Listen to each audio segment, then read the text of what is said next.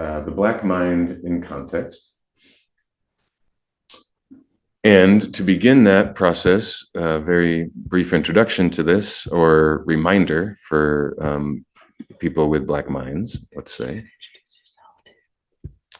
Oh, to people I haven't, oh, there are some people. I'm Professor Anthony Gallucci, work here in many capacities, but teaching in the mental health counseling department at the moment, and trying to bring the Black mind, or the mind of Black-bodied peoples from an Afrocentric lens, and share it with the university, if not incorporate the need to engage with our minds into the mission of the university.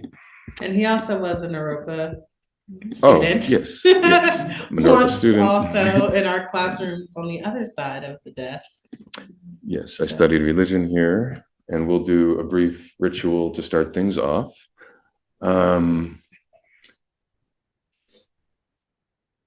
And yeah, and I'm a dad. I'm a single father, raise my children here, and yeah, we're on the front lines doing that. So, an important aspect of our experience as people is our experience with mind. So we'll get into this. We're going to start with what we'll refer to today as a Kemetic-inspired water libation. But keep in mind that, as many of you may already know, libations are an age-old practice, so to speak. Many so-called indigenous peoples of the planet have engaged in this practice. And when I say so-called, indigenous often refers to original inhabitant of a specific area, and there's a lot of controversy and debate around that, which we're not going to have here today. That being said, many people, ancestors of ours, oh, welcome,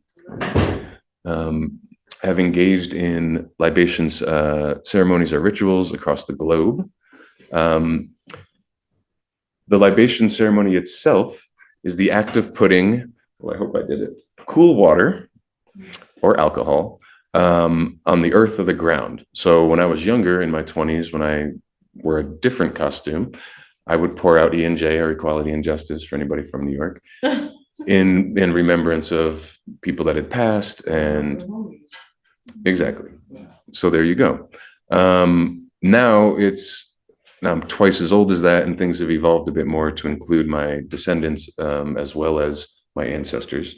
And we go from there. And I guess it's more formalized now because we have the Tupperware to engage with.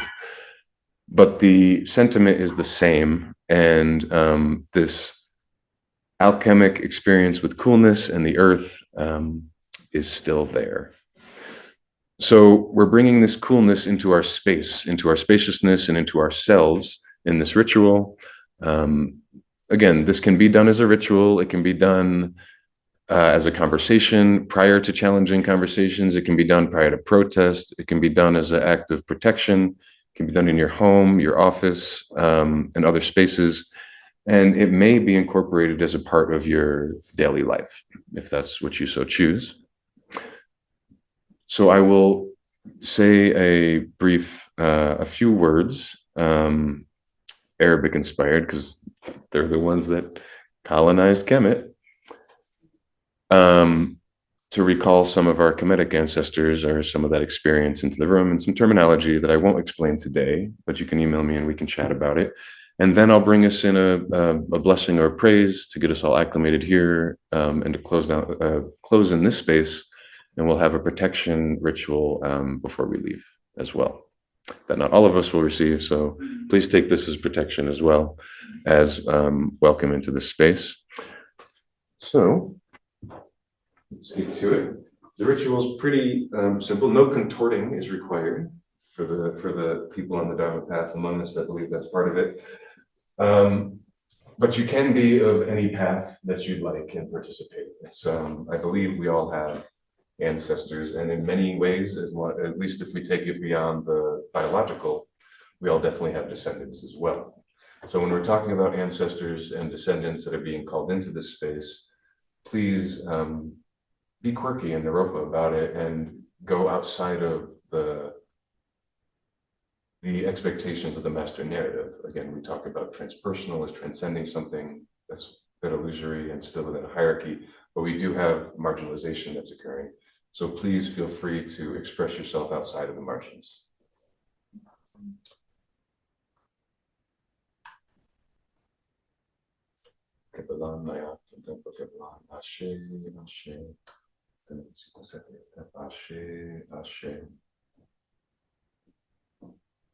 I will recite the names of descendants and ancestors, and I will pour some coolness after, and then I will recite Ashe, Ashe, which is, to our knowledge, a Yorubic term, which we can get into another time. But for today, it's going to work for us because it's not about the terminology that we have left to us. It's about the Blackness and the connection to source in our soul. So, Ashe, Ashe, Angela, Ashe, Ashe. Please feel free to call out names of ancestors or descendants as we go on. Kaya, Ashe. Gloria. Ashe,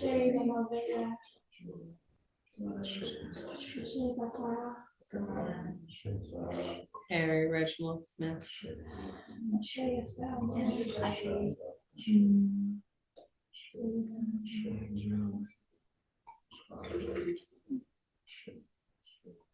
Yeah. Shay Wilson.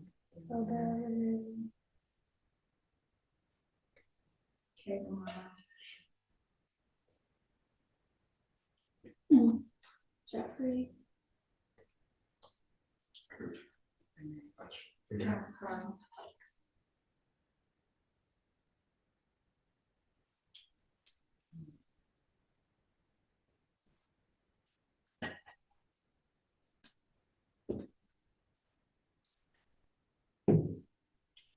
We deserve some sunshine. Mm-hmm. The endarkenment, right? I was talking about the enlightenment, but the endarkenment is alive here today, and that's good. It's a part of this. So please, whatever you typically do to find stillness, let's say, let's have a brief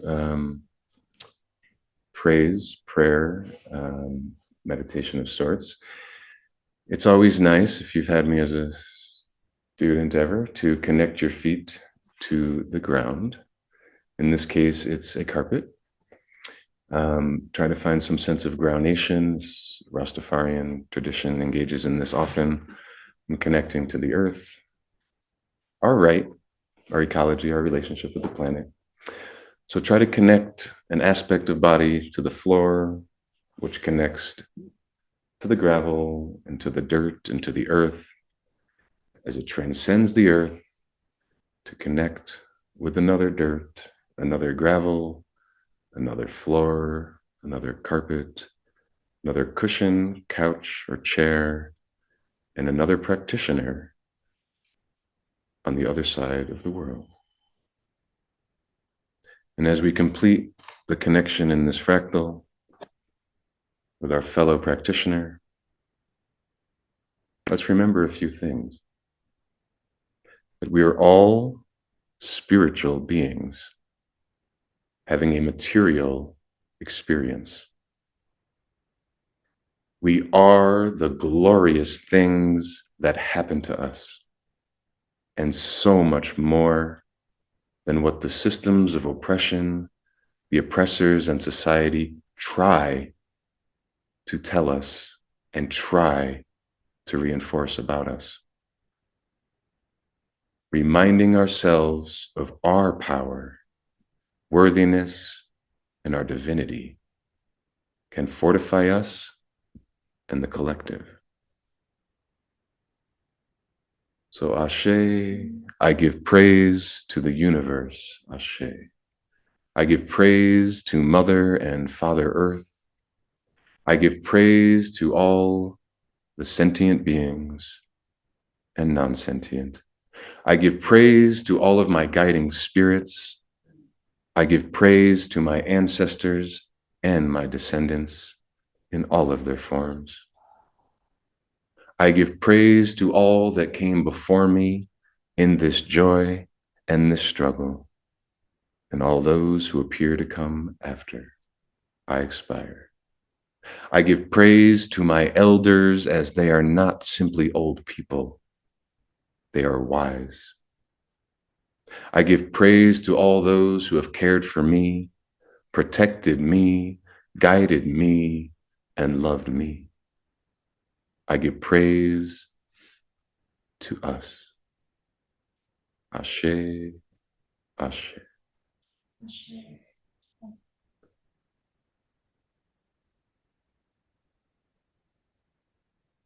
Take a moment to reconnect. If we were in Brazil, I would say take your time. But in this country, we have restraints on time. So the party's going to stop when it's been predetermined to stop. As well, this conversation. All of us together anyway, in a material sense. Now that you're back, but not fully back, hopefully, a little bit of you is in some other dimension. If you've been watching Disney recently or Hollywood, they're all about it. Let's see if this, oh, because I clicked on tour. Okay, well, let's get into the brief information aspect of this discussion.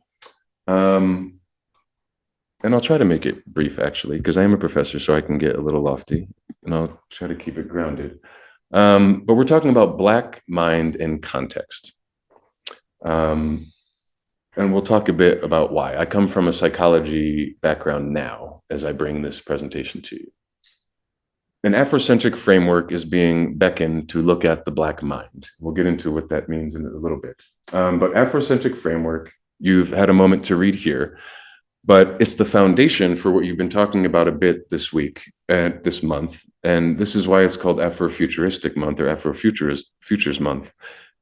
Because as much as we love exploring our rich and deep past, it's often capped in this country with when we were brought here, not in positions of power. So Afrofuturism kind of like jumps past that, that cap and takes us back to maybe more empowered days, where we held a variety of power positions, some good, some bad. And we were doing a lot of things at those times. But Afrofuturism is something that has been introduced to you all already to a certain extent, and there will be a little bit of terminology later. But the Afrocentric theoretical framework, in my estimation, is one of the foundations of Afrofuturistic's connection to the African roots. And one way to connect with those African roots is mediated through Africana studies. And since we're at an academy of learning, this is kind of the framework that I'm bringing in. There's a variety of ways for us to connect with our ancestors and our past. That's not one, and that's a reaction to oppression, because our minds and our functioning is often seen in the United States and studied as an aspect of responding to oppression. We have aspects of mind and functioning that have nothing to do with experiences of oppression. And maybe those things would be called archetypal. And from an African sense, the archetype word comes from this concept of a seed, from the, I'm going to forget the name, but this beautiful tree in Africa that you all can Google. So it's not just Africana studies, but as I'm trying to explain, social movements can also reconnect us to our ancestral past, and reconnect us ultimately, because we are at Naropa in the transpersonal, right, to the fractal of things. We'll get into that maybe briefly today. But you also have Azama and Nobles, so you have people that have talked about this before I even, I was still pouring E&J out in the streets and state and doing whatever I was doing. So this is a different time, but these people did all that scholarly stuff for us. So the Afrocentric mind,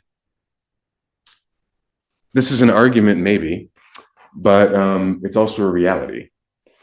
So this is why including our mind and our various contexts in which our mind functions is valid in scholarship. Not that we had to prove it, but here's the slide if anyone asks. And there's Kershaw, 1992, who you can, but the mind, as you might have learned about in your esoteric classes or exoteric, is the element of a person that enables them to be aware of the world the illusion of the world, whatever it is, and aware of their experiences. To think, to feel, it's the faculty of consciousness and thought. So viewing this from an Afrocentric lens is what we're talking about. And we'll extrapolate what that looks, right now. Okay, so this is what it is. So Afrocentric or Africana psychology, the study of the mind and its functioning in various contexts, is the study of the Black mind, or mind of the African descendants, and our functioning in various contexts. Now we have to determine what functioning means from an Afrocentric lens.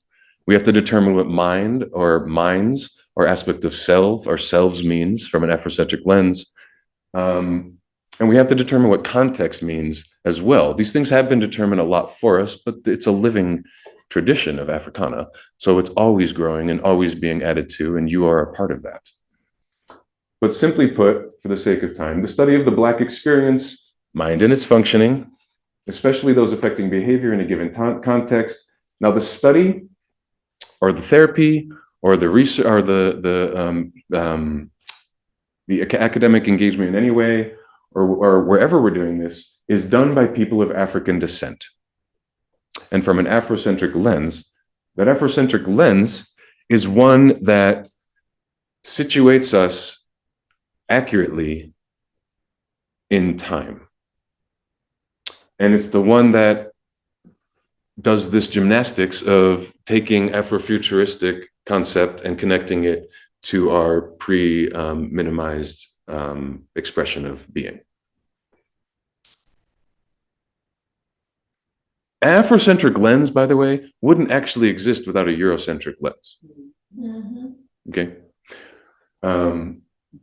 It's only here, and we're only talking about it due to marginalization. Otherwise, it would be a lens, just a lens that people view through, that we intersect with, that isn't attributed to any specific grouping of people.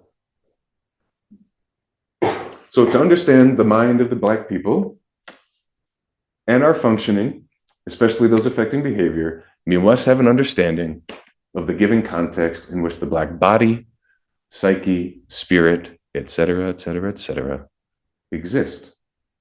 So that's pretty much what we're going to do here today. And that's about all. We're going to go over the context, few aspects of the context that we exist in, just to remind us if we are in Black bodies and mind and psyche and spirit, or to share if we're not. I'm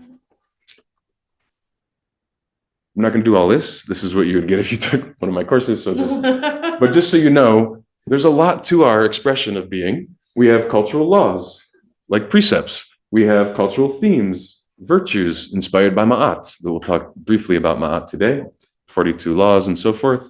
I've updated them if anybody's interested, to take out a bit of the colonization of the patriarchy and the axial period out of it. Cultural values as well, and cultural customs. We have all of those things. Now, Black Americans, I'm not going to go deeply into this today because of time, but we are synonymous to Caribbean Americans. But we do have our own unique experience that is valuable in our own unique context of Blackness that is separate from people in the contiguous Africa, right? Or living back into Seti or Tamari, or the motherland. We have our own unique experiences. Some of that is informed by oppression. Most of what we hear about ourselves is what's informed by oppression. But even us, as Black Americans and Caribbeans, but this is the term I use for us, have aspects of our being that are not in response to oppression. But we will get into the Black American cultural themes today, because they seem to be the most kind of fun to talk about.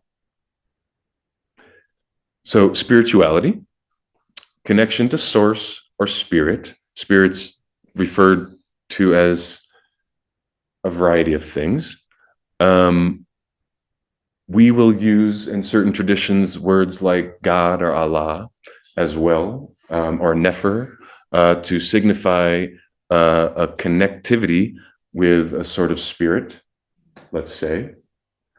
Our spirit here is not deeply connected to spirit from the church, like the Holy Trinity and the Spirit, which is actually the root of this word. even though we don't shy away from ethical expressions of mystical Christianism. But appropriation is not a part of spirituality from an Afrocentric lens, and commodification either. But there's an understanding that there is a life force, there's a soul force, a life-affirming force, which is responsible for strength in the face of joy and strength in the face of adversity. And ultimately, this reality that there is a brighter future. What I would say to my children when we're living up in this context that feels very repressive and is impactfully that, I would say, this is not the way it's always been. It's not the way it's supposed to be. And we're going to be the reason, and it's not the way it's always going to be. And we're the reason why.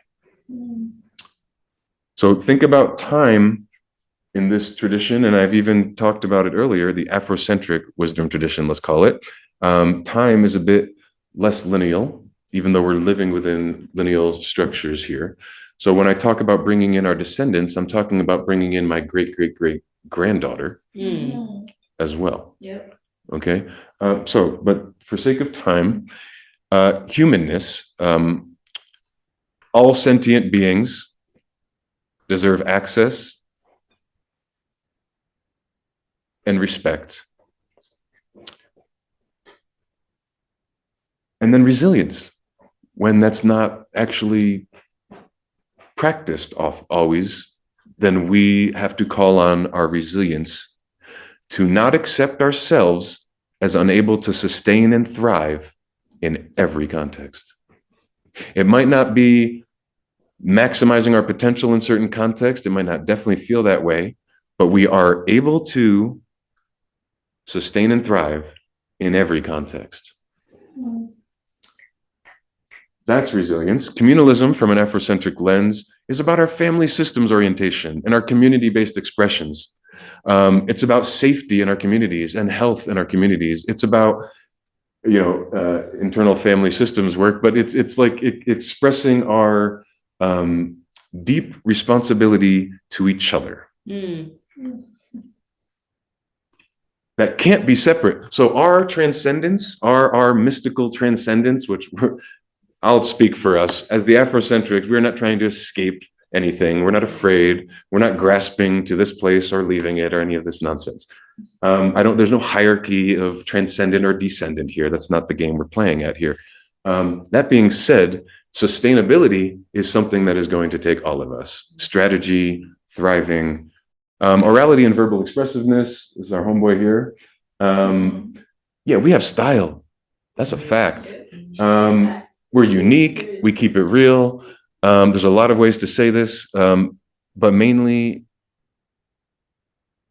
I'll talk about orality. The ability to capture the emotion of a moment in words, or the reality of a moment in words. This is called alchemy, actually. So we're taking a different form of something, a different form of substance, and we are putting in this alchemic process and transmuting it into something different so that people can receive it. So we are incredibly skilled at this form of alchemy. So be humble, be humble. And in this is this personal style and uniqueness. So we got swag. And in swag comes confidence and creativity, but it's this humility as well. And that humility maybe comes from this consciousness of connection to source or spirit. So then we have this musicality and rhythm that is separate from those other things. But also, ultimately, it's not wokeness per se, but it is this authenticity and this awareness. And what I would like to extrapolate from here is the rhythm or this connection to fractal. And we're talking about Afrofuturism, which we'll get into later. You can't separate technology. So let's not for a second, literally a second, because again, we're not in Brazil. Or else there'd be ayahuasca. No, we're not going to appropriate anybody. We got iboga for us. We got our own plant medicines from Africa. If you want to talk about it, we can talk about that. Ibogaine, it's wonderful. It's great for it's great for drug use disorder, but also good for PTSD or PTSS, post-traumatic slave syndrome. Yeah. Song breaking out. So fractal wisdom. All right. This expression of musicality and rhythm has been simplified to different expressions of Flava Flav or something like this. Okay, he had a TV show, I guess that was good. But really at the root of even what Flava Flav is doing is connecting with this deep or wisdom, which is this fractal knowledge, which I guess is Afwi, they would say it's your Yorubic wisdom at the time, probably goes back to Nubia, which we won't get into today because most everything goes back to Nubia. That being said, this fractal wisdom, which I beckon you look into on your own more than we have time to today, is the basis for the binary code utilized in those computer thingies that we're all using everywhere. So again, non-linear time and emotional vitality. This zest for life, I'm hoping I'm expressing some of it to you. I have 4 children, one's in college, my other one's about to be. So my zest is, I'm all up in it right now. But often I have high energy, exuberance, and a lifestyle where I'm embracing life often, which is part of my embrace of life is having an ecology, a relationship with the planet, which is part of why we need to make this place safer and viable for more of us to come and thrive in. Because we deserve to be here. And at times we feel like we may not because there's things trying to have us not be here, but we do deserve this. So Black American cultural virtues that come from Ma'at. This is going to get a bit esoteric, but I'll keep it simple enough, I hope, for now. There's 42 laws of Ma'at, but there's principles, let's say. Truth is one of them. And truth is, from the Afrocentric lens, is about trustworthiness, right? So it's about us showing up trustworthy in our actions. From an ancient Nubian perspective, our life is about hitting the mark. This hitting the mark concept is what we're talking about. And as you go through life to the ancient Nubian, there's no disconnection between your spiritual path and your ethical path. They're intertwined, and Ma'at is what the Kemetics falsely appropriated from the Nubians. So we have Ma'at now, and Ma'at's 42 laws. And they put a gender to Ma'at because I guess, why not? So she's the feminine of the divine feminine, which is cool. No stress. But this is about being trustworthy. Are you worthy to be trusted? Have you behaved almost perfectly in a trusting manner, inherently and intentionally? Justice. Non-duality, I guess, comes into play. Non-duality here can be an agency of bypassing, like in every other place we'll have these discussions. But it is ultimately about an alignment of order and chaos. Fairness is a state that's void of oppression, which inherently is void of trauma, violence, and marginalization. So there's that. This duality is said to be the interplay of the illusion, the illusory, and the finite is said to be the dance that inspired what we see as existence now. Something more. Oh, this concept of non-duality is great. And it's within, and I'll move on if anybody's not interested, but it's in this concept it's in this box of non-duality and duality. So there's tiers, maybe, not hierarchy, I'm not imputing value here. I'm just talking about tiers. So let's say the tiers over here then, just for the sake of simple. So we have this tier of non-duality and duality, of like this and that, and void of this and that. And then over here, we have Nefer, which is the spaciousness before the conceptology of this and that, and not this and that. And Nefer, from Nefer, order and chaos is coming. So with other traditions you may have studied, they often go back to, this isn't a game, this isn't a contest, but other traditions often go back to this order and chaos phase of things, or this duality, or this non-duality duality versus the spaciousness from that phase, that duality there, which is a duality itself. We are interested in playing with Nefer. We're interested in playing with aspects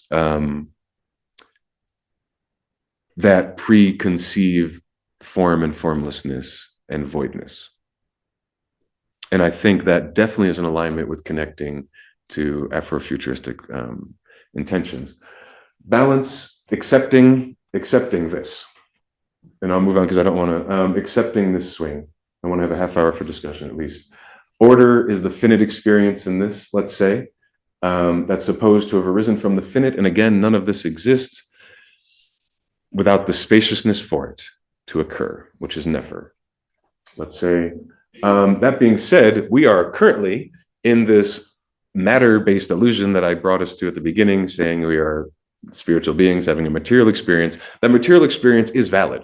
It's not less valid. It's not more valid than the non-physical experiences. It's a mosaic, and they're all part of it. So let's vibe into all of it. You don't need to go sit in a mountain for 30 years and escape the body. Yeah. Just vibe with it all. It's all part of our experience.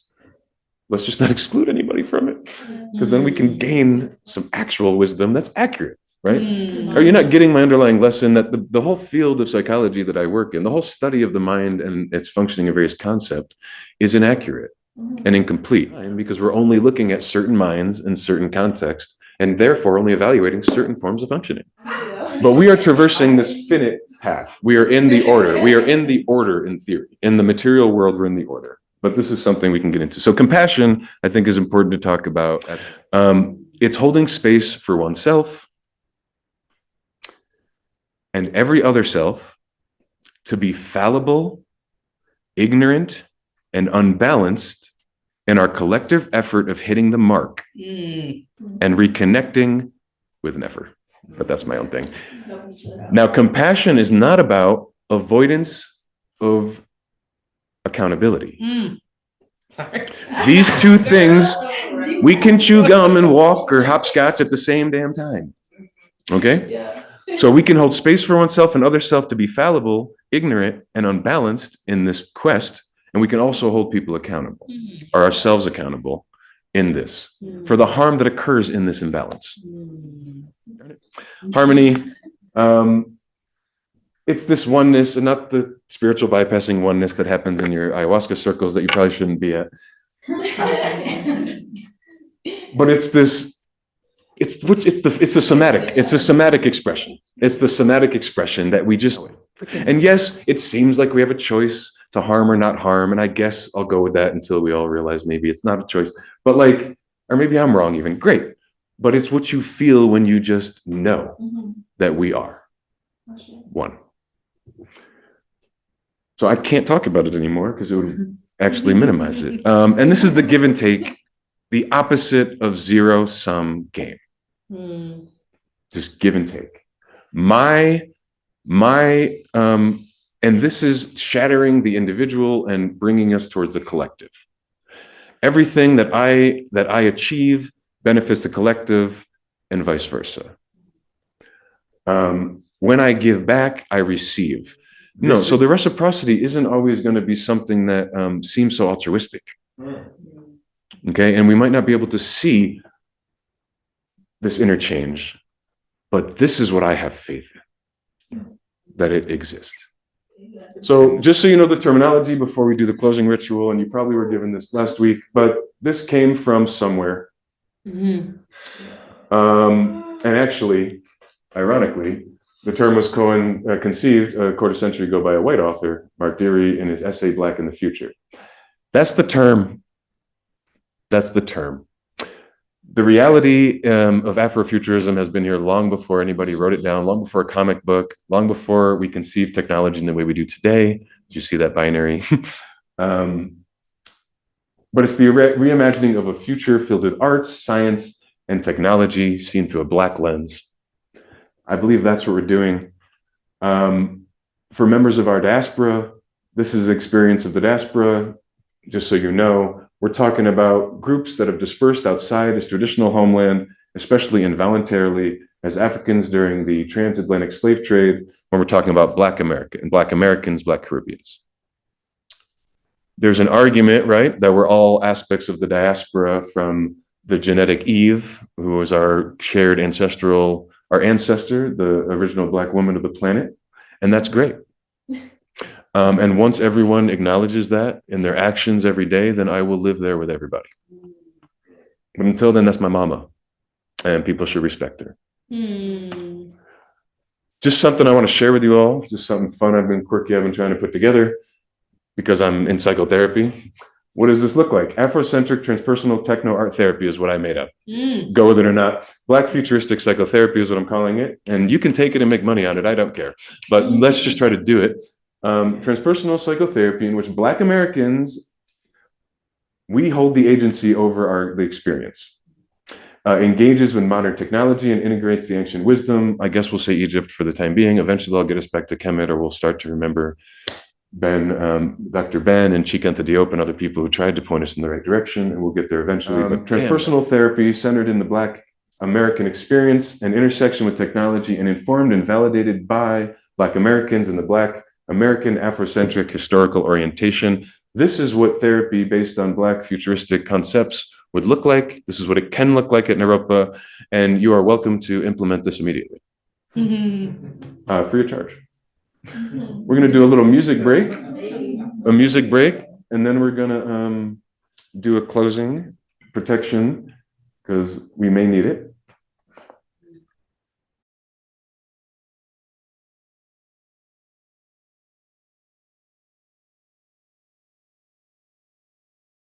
So as we do the protection closing ritual to close out this workshop, let's say our presentation or reminder, remembering that water is life. Water is life. We are water. Our world is water. Water is a major importance to all living things.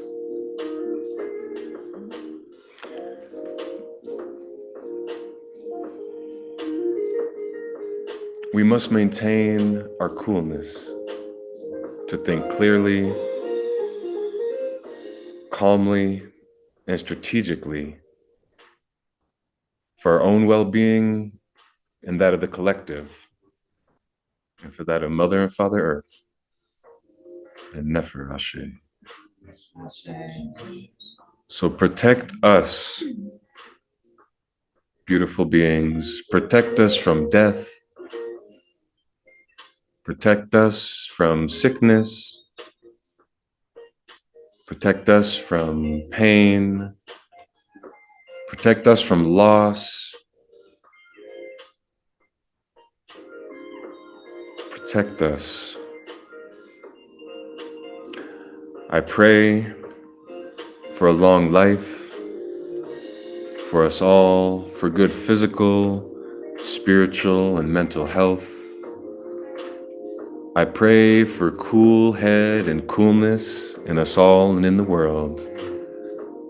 I pray for fortitude. I pray for resilience. We are clarity. We are courage. We are collective love. I pray for me. I pray for you.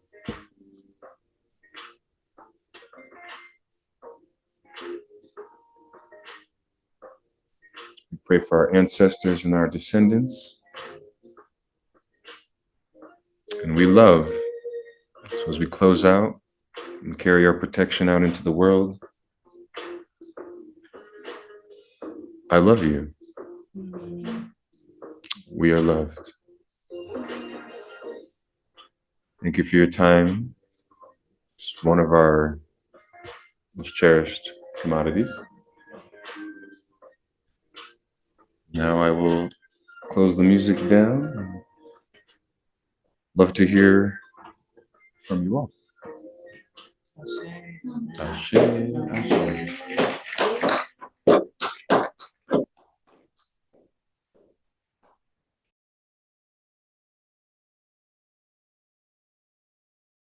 I'm curious about the way that you named your coach and the facets of it, specifically when you said the Black American, Black Caribbean way of claiming an experience and having it and being like having that agency in the therapeutic space, and wondering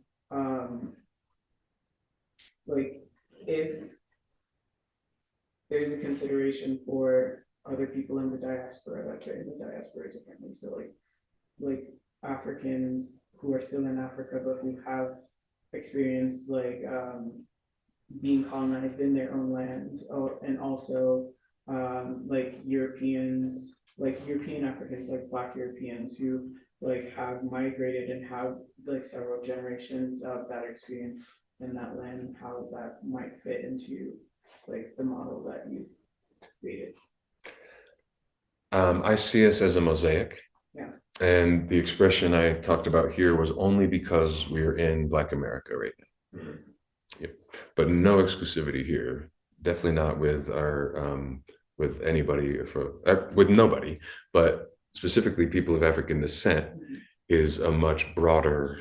And do all people of African descent share some of these cultural themes? And yes, some of them, but not all of them. And we do have our own unique, and just like the expression of the African European is also unique context.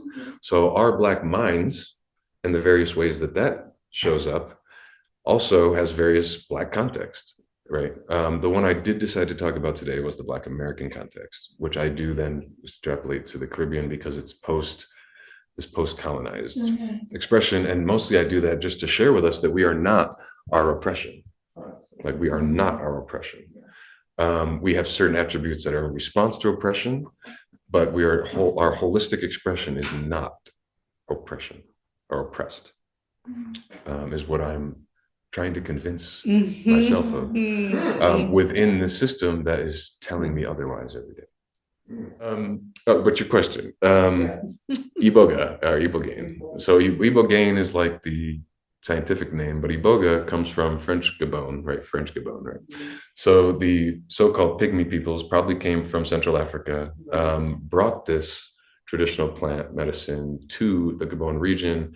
It was colonized by the French and a few other things. Actually, it was first colonized by like, I don't know, the African Bantus, and then the French came in and some things. And now it shows up, and that's now where it's housed. And that's now where the ritual center is in French Gabon. It is used it's used in a communal setting.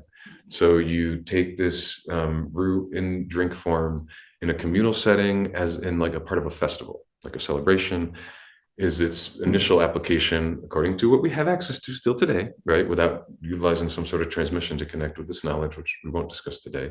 But so what we're able to access in the material sense today shows us that we would do that. We used to drink, the people of Gabon used to drink, some of them would drink like this brew made from bark that they'd get addicted to, substance abuse disorder. The plant Ibogaine showed that it would assist in a communal application setting with the overcoming of substance use disorder. The pharmaceutical companies figured this out a while ago. They've been giving this to Marines and other people, I believe, that, you know, and so it's already went through its appropriation process, like ayahuasca has been dealing with in the last decade or so, maybe more than a decade for ayahuasca as well. And now it's one of these things that we need to protect. What I'm trying to do now is, and I put out research, and I'm hoping someone peer reviews it and it gets published, but is try to have it utilized for post-traumatic slave syndrome, because it's showing efficacy, neurological efficacy, when it comes to interacting with substance P, and some things that show up in PTSD. There's some things that they claim the imbalance of is what leads to symptoms of PTSD. PTSS, post-traumatic slave syndrome, I believe we can use it for PTSS, which is our experience from this aspect of our experience in the diaspora, but also for drug use disorder, which, yeah, this substance could be incredibly helpful. And it's our plant medicine. There's a variety of other ones. We have lotus flower and other things, but this one has incredible efficacy, and it's been studied on combat vets because, you know, but in Mexico is where the studies are mainly happening. In Colorado, according to this new psilocybin law, in like 4 years, Ibogaine gets like grandfathered in as legal. So we will slowly but surely be able to do this research.